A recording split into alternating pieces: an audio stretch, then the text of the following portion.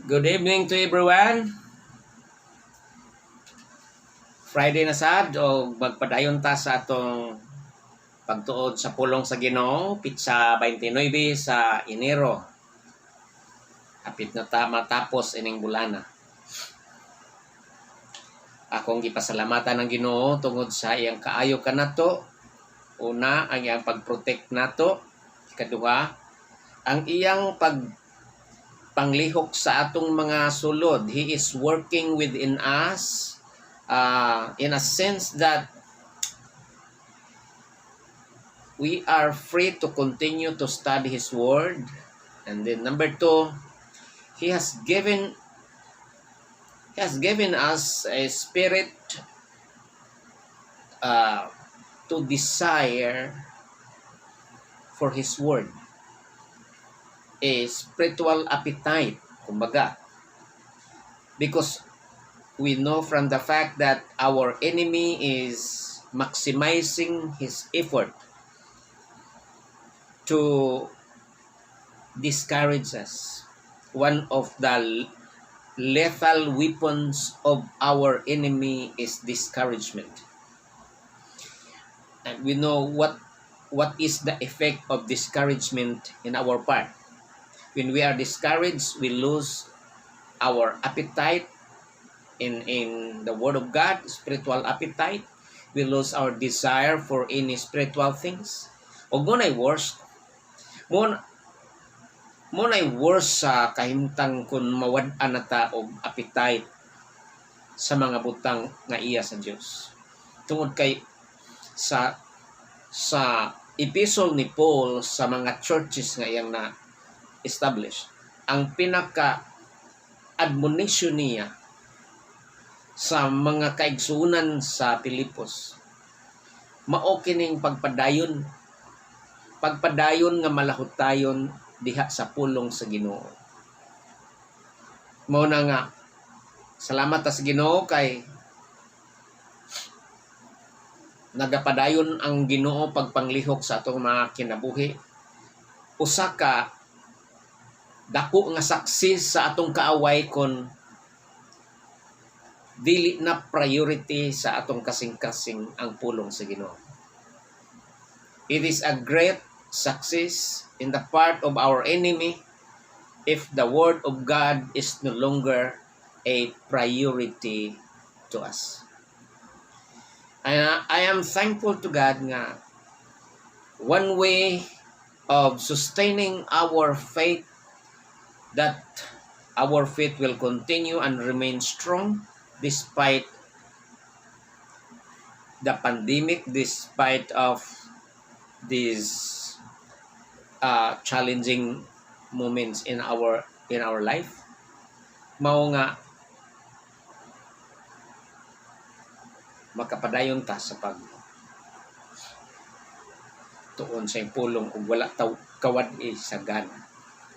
So let's pray. We are now in chapter 3 of the book of Philippians. Let's pray for the wisdom of God. Through the Holy Spirit, He will help us understand His words. Hallelujah. Father in heaven, we thank you so much for this day and for your protection and provision for everyone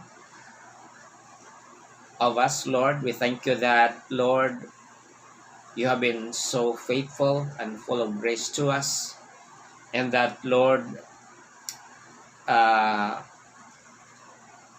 you are always working in us, Lord. You are always at work, cultivating our lives individually, so that, Lord, we can attain the growth, the spiritual growth, Lord, that you desire. Thank you, Lord, for this Bible study session. May you help us understand the intent of the writer to that church of Philippi and learn some valuable lessons from his letter. Thank you, Father, for giving us this great opportunity that we can continue to learn from your word. In Jesus' name we pray. Amen. Chapter 3 na ta. Sa ako nagikaingon, ang overall nga topic ini nga libro is Rejoice in the Lord. And then every chapter, doon ay 4 ka chapters ang Philippians. Every chapter doon ay iyang theme. Ang chapter 1, ang theme ana, life's purpose mo nang sa 1:21. For to me to live is Christ and to die is gain. Chapter 2, life's pattern. Puro P, life's purpose. Ang chapter 2, life's pattern. Mao nang sa chapter 2 verse 5, let this mind be in you which is also in Christ Jesus. So it talks about our pattern in life, about humility, that Christ is our model when it comes to the subject of humility. That talking of humility, wala na'y makalabaw sa iyang humility. Because he relinquished, he really emptied himself from his natural attribute, from his deity, and took the form of a servant and became obedient even unto death. Today, tonight, chapter 3, ang topic ini nga chapter is found in verse 14, life pursuit. Morning kayo sa 14 nga, according to the goal I pursue for the prize of the high calling of God in Christ Jesus. Life's pursuit. Ang tinguha o obra sa kinabuhi. Ang gipangita sa kinabuhi. Ano siya? Ang gi-pursue nato. Dunay life's pursuit. The greatest pursuit in life, matod pa dinhi, is the prize of the high calling of God in Christ Jesus. Nendoting chapter 3 tungod kay dinhi makita nato kung unsay kasinatian ni Pablo. Og pagtandi ni Pablo ning chapter 3, gitandi ni Pablo ang pagka-vanity, ang pagka-empty sa relihiyon nga iyang gigikanan.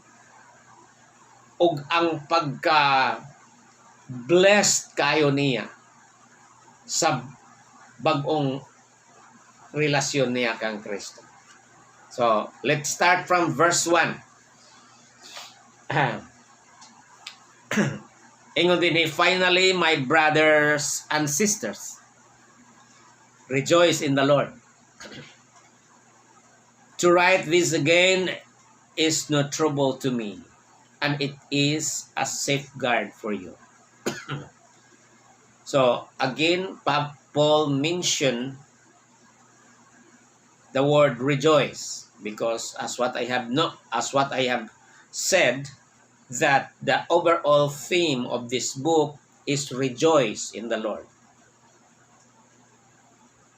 And as we know that Paul wrote this epistle while he was in prison, the second imprisonment, and this scenario,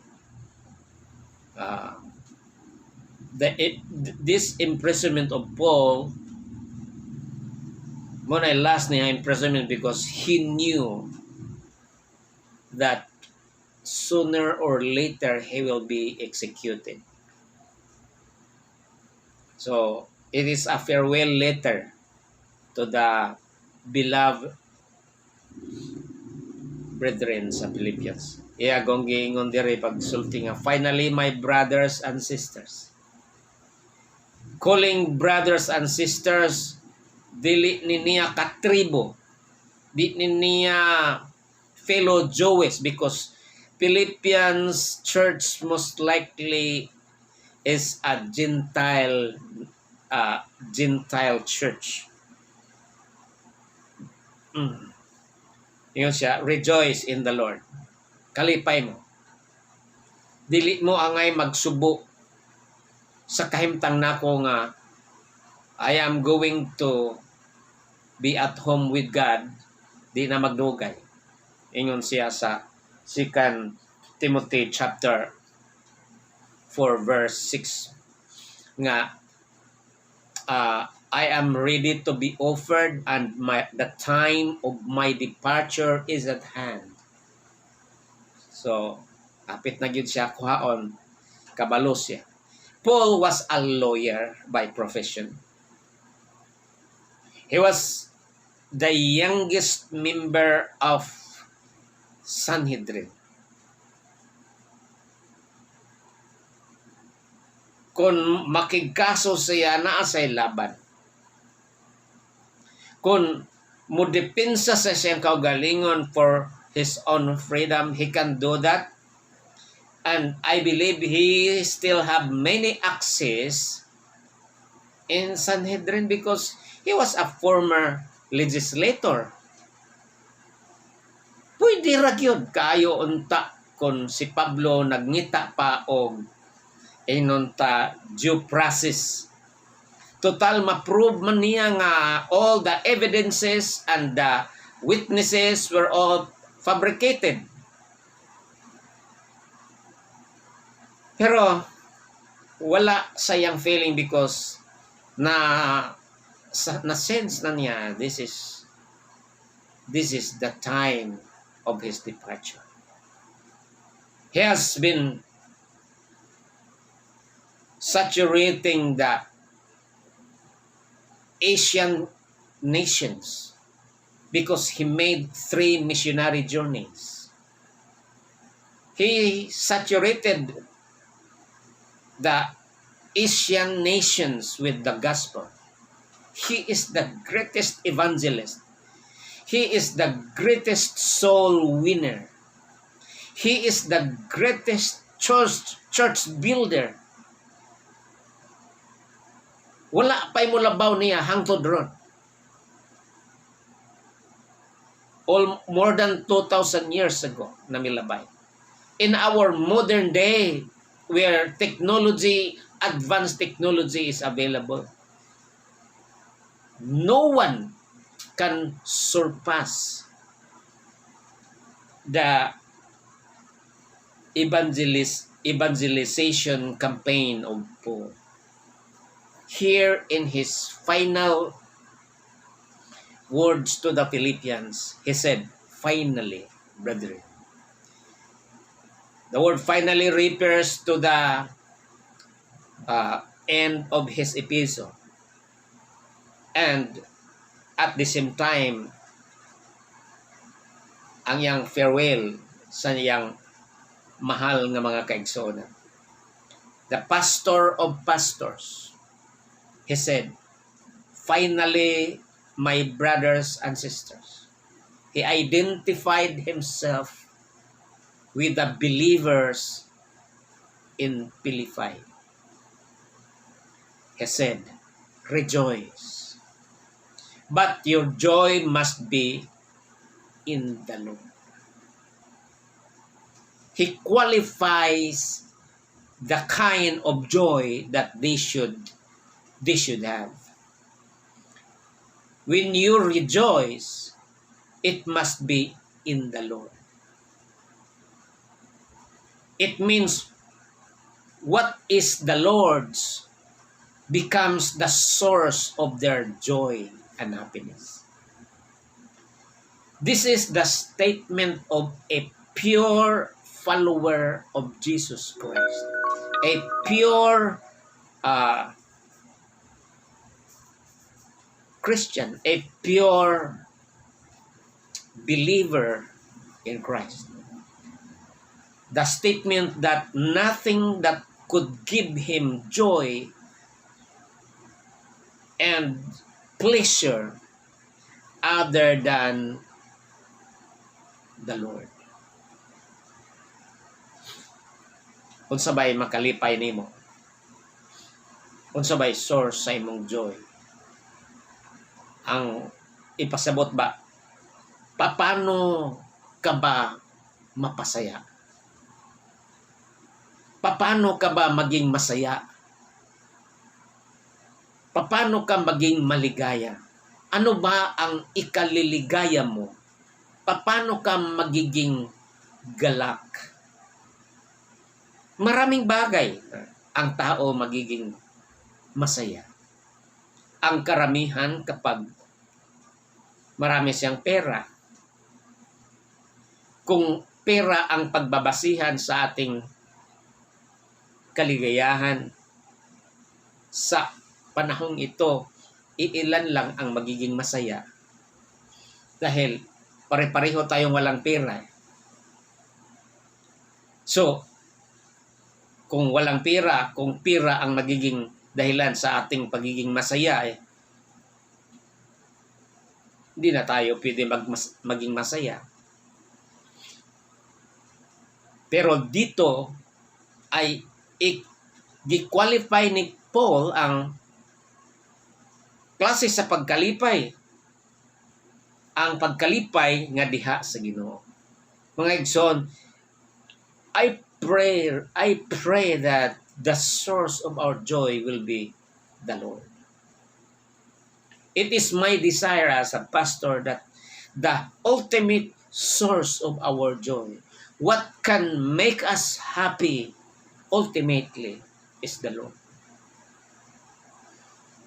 Kanabang muingon nga, basta, naara ko sa Ginoo,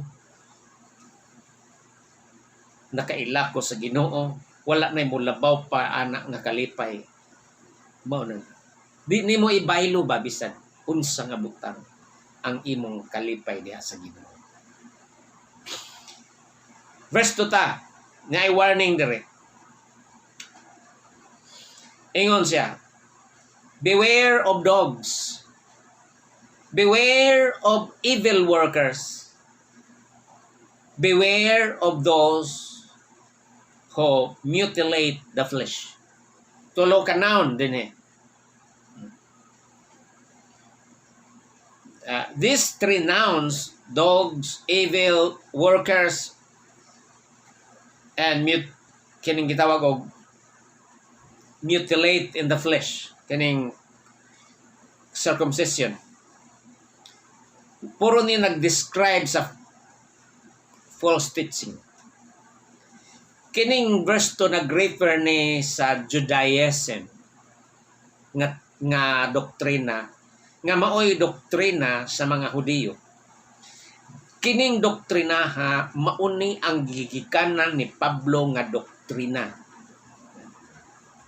Baos-baos ra. Ang mga Hudiyo mutawag sa mga Gentiles nga iro. Because we do not have the covenant. The Gentiles are people without the covenant. And that's why the Jewish people, they call the Gentiles dogs. On the other hand, Paul called the Jewish people dogs, evil workers, o kining people who trusted the flesh. Ato ni explain. Beware of the dogs. Ingon siya. Kay dito sa Eastern, matod pa sa usa ka komentarista sa Bible,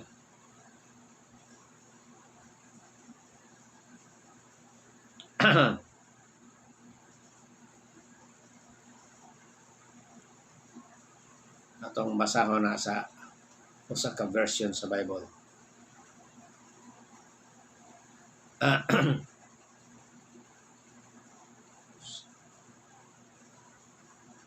3:2. Beware of dogs. Matod pa ni Barnes, si Barnes usa ka theologian unya usa ka commentator. Ingon siya, dogs in the East are mostly without masters, They wander at large in the streets and fields and feed upon offals and even upon corpses compared. Yan yung mga sa east ko no, dito sa Israel, ang mga iro ko no, walay mga masters, walay mga agaon, laagra kasagaran naa sa karsada o naa sa mga kaumahan o ang ilang gipangakaon usahay mga patay o ang mga usik o mga linabay. They are held as unclean, and to call one a dog is much stronger expression of contempt there than with us. The Jews call the pagan or Gentile dogs, and the Muslims call Joe and Christian by the same name. Atod pa ni Barnes. So mo ni ang kasaysayan ngano gitawag og iro. Expression di ay kining pulong nga dogs. Nianang usa ka klase sa kinabuhi nga way tarong, walay agaon, laag, wayward.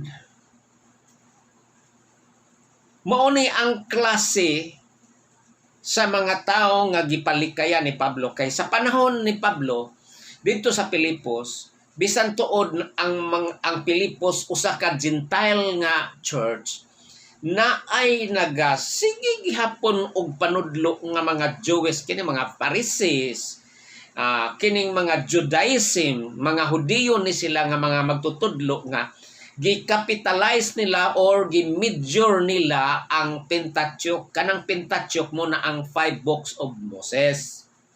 Mao gyud na ang ilang pinaka-scripture ang Pentateuch, ang Book of Moses. Diin sa Book of Moses naa didto gi-will-verse nila, gi-memorize nila pag-ayo ang balaod ni Moses, ilang gi-memorize pag-ayo. So kining mga Hudiyo nga nagapanudlo nga gitawag ni Pablo iro, beware of evil workers, beware of those who mutilate the flesh. Kaning flesh, mutilate the flesh, kining mga tao, mga Hudiyo ni nga nagasalig ni salig sa unod. Ato na ni-explain nun sa ning pagsalig sa unod. Kana bang usa sa mga requirements sa law of Moses para mahimo kang matarong, mao kanang imong tawgon og circumcision of the flesh, mutilate in the flesh. Ingon si Pablo nga pagbantay mo ining pagtulon-ana, pagbantay mo ining mga iro, ining mga iro, kay mo tukob ni mga iroa, kay mga askal way amo manunukob ni sila unya pulo og rabis. Beware of those evil workers, gitawag mo.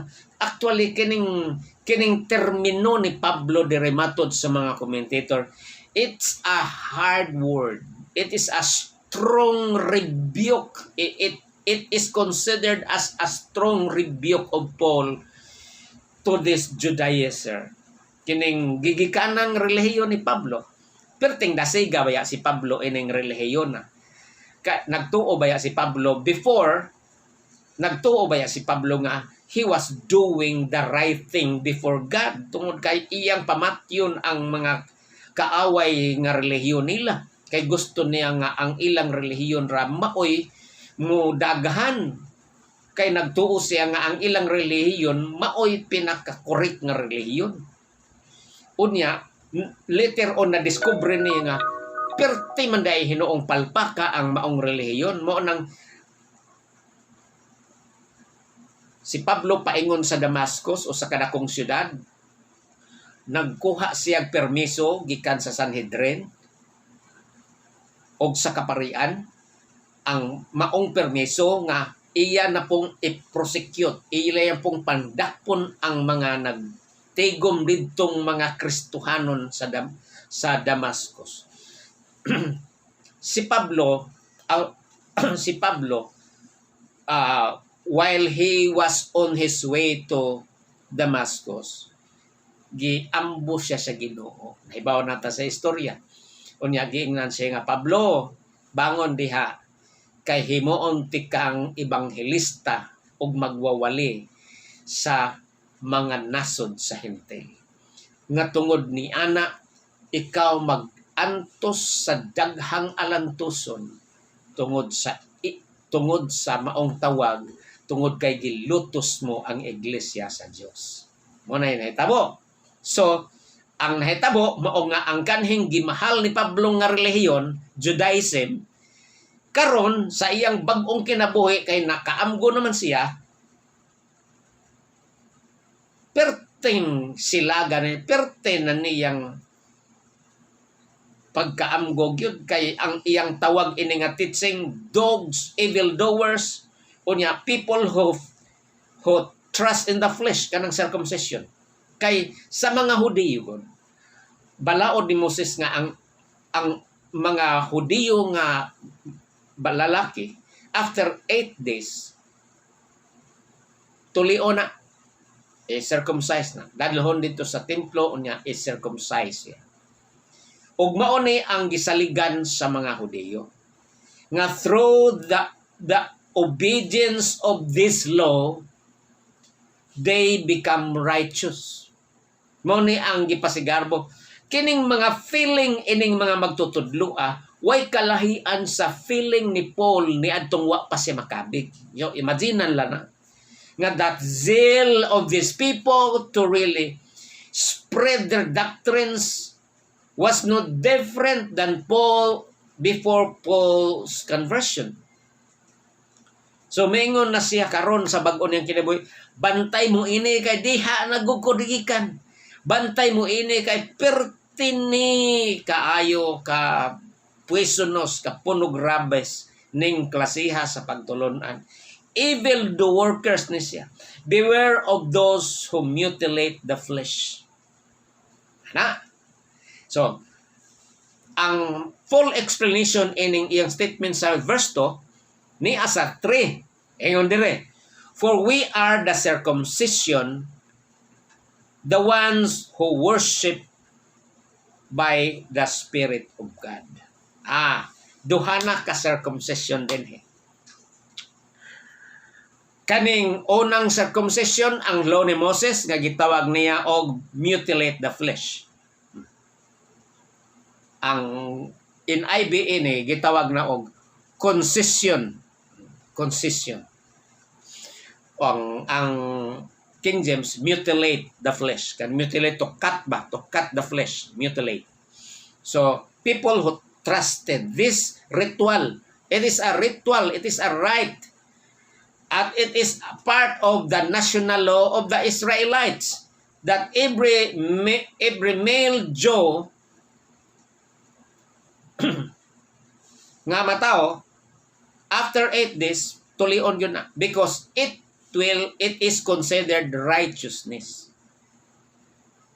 Under the law of Moses, doing this right is righteousness. Because righteousness, according to the law of Moses, is obedience to the law. So, ingon siya, beware, ani. Pero ingon siya in contrast, for we are the circumcision. Kay kita, naapod tay kaugalingong pagkatuli. It is through the Spirit. Basahon na to ang Roma. Basahon na to ang Roma 2. May tungod sa circumcision na to nga espiritual to 29. Akong basahon na sa easy English ko no. Ano ba?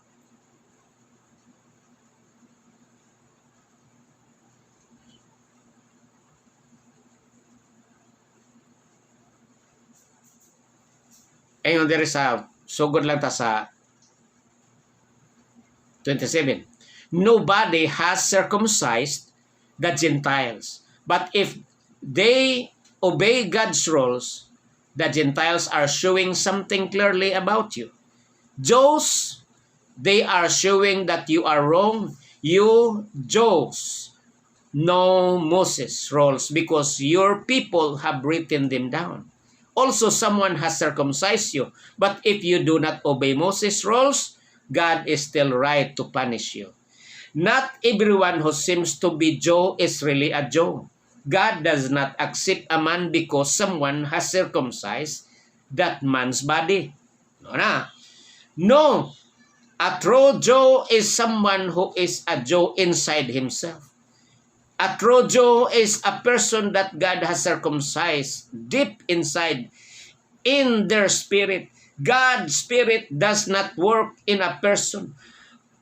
Rules that people have written down cannot do that work in a person. Other people may not think that this kind of person is great or special, but God is very happy about a person that His Spirit has circumcised.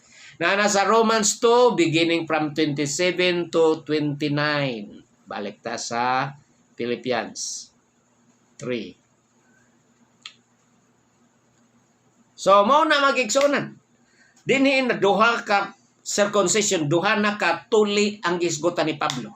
Ingon si Pablo, bantay mo ining nagtudlo kini mga iro, mga evildoers o kining mga tao nga nagatudlo nga ang pagkamatarong magagikan gikan sa imong pagpatuli. Gikan sa imong pagpatuli. Tungod kay sa tinuod lang. Bisag kamo walay physical nga tuli, mo ni ang message, mo ni ang thought ni Pablo ha sa verse 3. Bisag kamo wala gi tuli physically kay ang mga Gentiles, wa man gyud nay tuli. Kita ramang Pinoy mo ay hilig yung tuli. Kanang mga Amerikano, uban pang mga race, wala gyud nay tuli. Mga pisot gyud na sila.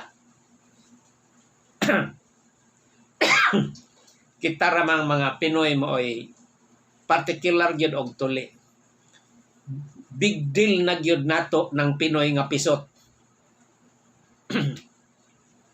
Diha bitatoy magtiayon nga nag-away. Ingon ang iyang bana, di na ko kaagwanta dayoy. Di na ko kaagwanta, magbuwag na ta. Or maghikog na ko, magpakamatay na ko. Tagaibig kong kutsilyo kay magpakamatay na ko. Ingon siya. Ingnan siya sa badiha. Hadlok mga gani ka magpatuli. Suicide na po ka kutsilyo. Amo na siya. Big deal yun na to. Big deal yun kayo kung dili na tuli ang Pinoy. But here, Paul is comparing two kinds of circumcision. He said, beware of the circumcision that is physical. Because God has really circumcised us in our hearts.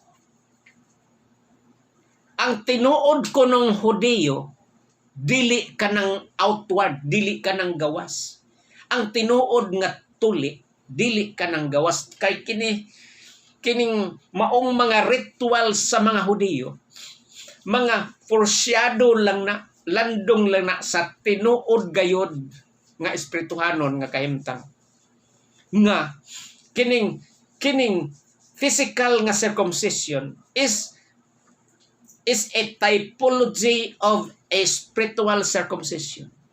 Paul is talking about spiritual circumcision that is in the heart. When you believe the Lord Jesus Christ, that is the circumcision in the spirit. Matod pa ni Pablo din for we are the circumcision, the ones who worship by the Spirit of God, exalt in Christ Jesus, and do not rely on human credentials. Ingon si Pablo. Wala ta mag-rely sa human credentials. Wala ta mag-rely sa ipasabot sa mga binuhatan sa tao. We do not rely on works. Circumcision is work. Obeying the law is obeying the law of Moses cannot make a person righteous, because the real righteousness is in the heart. It is done by the Spirit of God, capital S there. Worship by the Spirit of God. So the true circumcision, the true righteousness, it is not by doing the rituals physically, but it is done by Jesus Christ. Dinhi sa sulod na to. So the true righteousness is the outcome of our faith in Christ Jesus. Why? Because only Jesus Christ is righteous.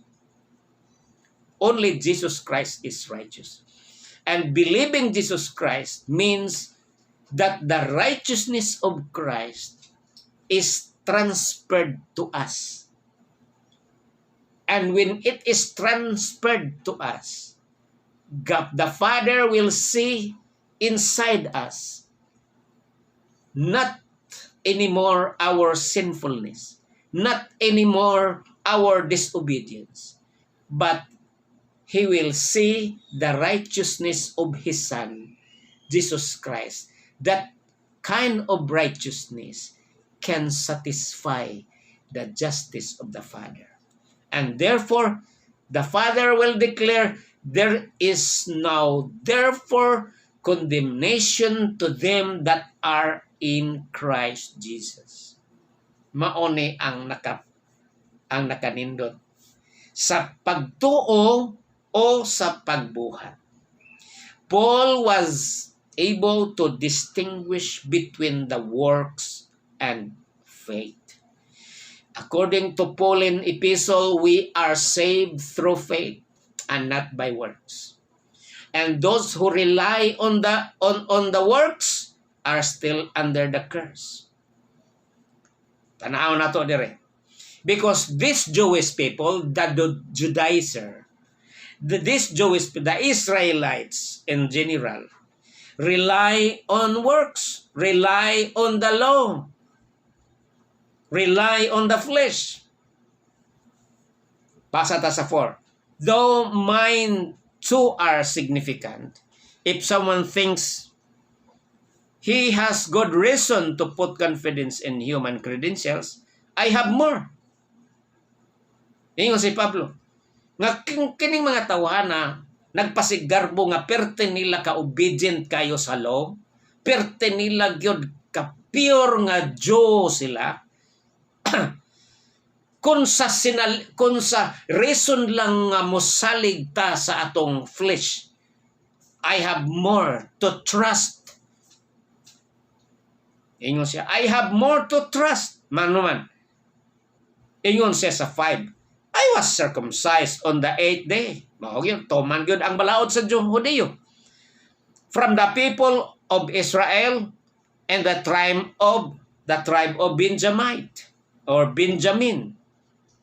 So, kung sa tribo ang hisgutan, kung Israelinhon bagyod ko, chosen people bagyod ko, pertik kong kakaliwat ni Benjamin ang akong clan, Benjamite ko. He said, I am a Hebrew of Hebrews. Nganong Hebrew of Hebrews man eh? Gidoble man. Tungod kay iyang nanay Hebrew, iyang tatay Hebrew, Hebrews sila.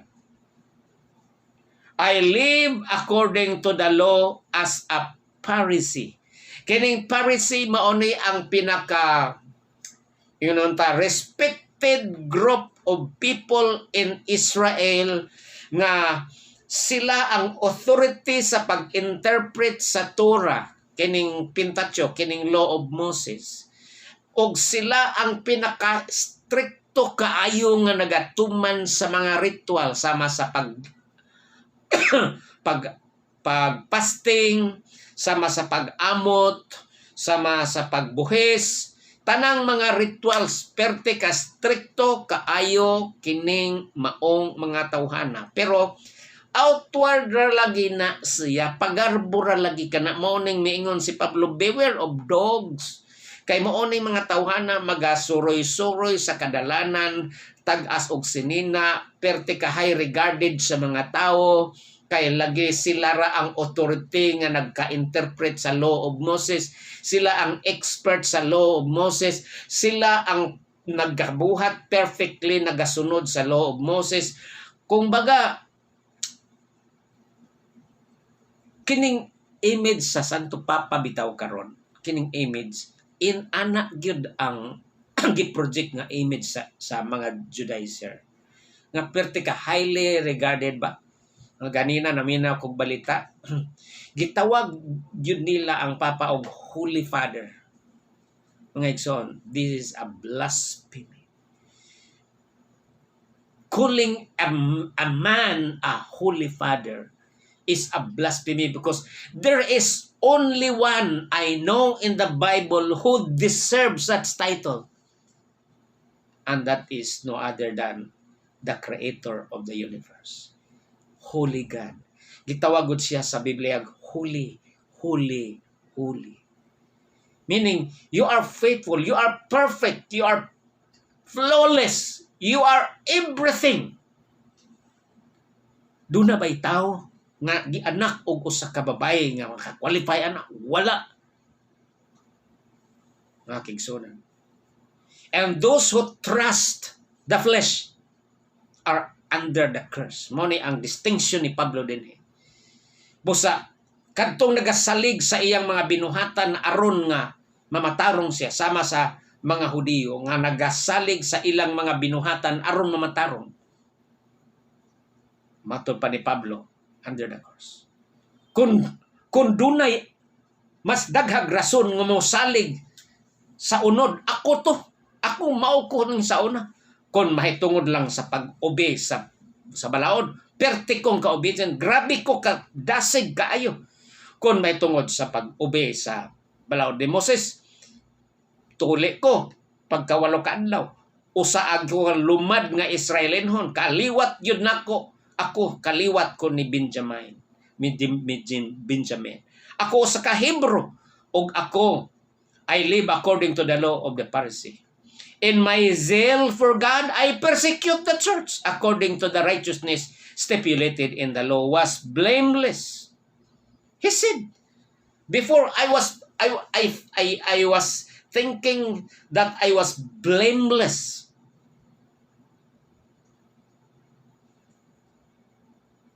Ingon siya. But this asset I have come to regard as liabilities because of Christ.